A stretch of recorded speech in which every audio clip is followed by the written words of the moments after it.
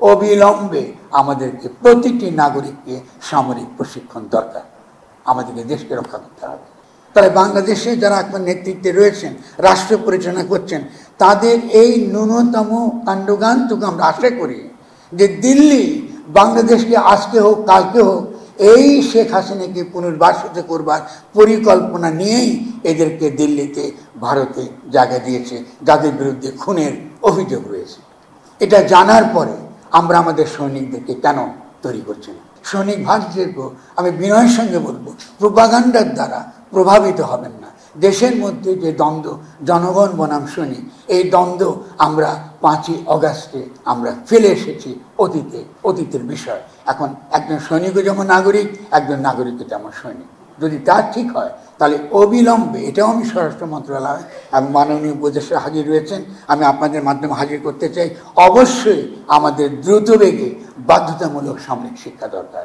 আমরা এখানে 17 কোটি সৈনিক, আমাদের সৈনিকেরাই সে প্রশিক্ষণ দেবেন তরুণদের। সেই হাসনাত আবদুল্লাহ বলি যে আরও লক্ষ লক্ষ হাজার হাজার যেসব সৈনিকরা আমার নাগরিকরা আছে আমাদের দেশকে রক্ষা করার জন্য আজকে ভারতে এই নির্লজ্জ এই যে তার আস্ফালন, এই আস্ফালনের উপযুক্ত উত্তর দেবার জন্য অবিলম্বে আমাদেরকে প্রতিটি নাগরিককে সামরিক প্রশিক্ষণ দরকার। আমাদেরকে দেশকে রক্ষা করতে হবে। সানবিট সব দিবে সামাল। সানবিট ম্যাজিক প্রেস ডিশওয়াশিং এর মাথা ঘোরানো সলিউশন। আমরা খুবই বিপদের মধ্যে রয়েছি এবং যদি আমরা এই বিপদের কথা আমরা যারা একটু চিন্তা করতে পারি, আমরা দেখেছি ইতিহাসকে, যদি আপনারা আমাদের এই কথাগুলো একটু মনে নেন, আপনারা বুঝবেন যে এটা আমাদের জন্য অত্যন্ত অত্যন্ত গুরুত্বপূর্ণ একটা মুহূর্ত। ফলে আমি মনে করি না যে আজকে ভারতের যে প্রোপাগান্ডা চলছে এটা নিছকই প্রোপাগান্ডা, এটা এক ধরনের সামরিক প্রস্তুতি।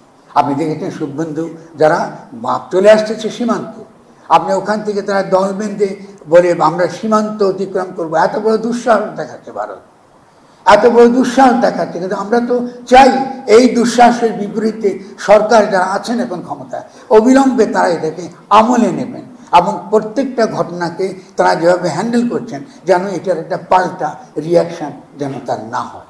এমন কোনো আমরা কারো বিরুদ্ধে মামলা যেন না করি, কারো বিরুদ্ধে এমন কোনো প্রতিহিংসা যেন না করি, সমাজে এমন কোনো উগ্রতাবাদ যেন কেউ ছড়াতে না পারে, তার বিরুদ্ধে আমরা যেন অবিলম্বে অবস্থান নিই। আমরা অবিলম্বে সরকারের পক্ষ থেকে আমরা যেন কী করতে পারি, আমরা যেন একটা কোনো না কোনো ব্যবস্থা গ্রহণ করতে পারি, যাতে কোনোভাবে ভারত আভ্যন্তরীণভাবে আমাদেরকে বিশৃঙ্খল করবার, আভ্যন্তরীণভাবে আমাদেরকে বিভিন্নভাবে বিক্ষিপ্ত বিচ্ছিন্ন করে ফেলে আমাদেরকে বিরুদ্ধে যে আমাদের যে সার্বভৌমত্ব, আমাদের যে এই দেশে জনগণের মধ্যে থাকে যে ঐক্য, এটাকে যেন কোনোভাবে ভঙ্গ করতে না পারে।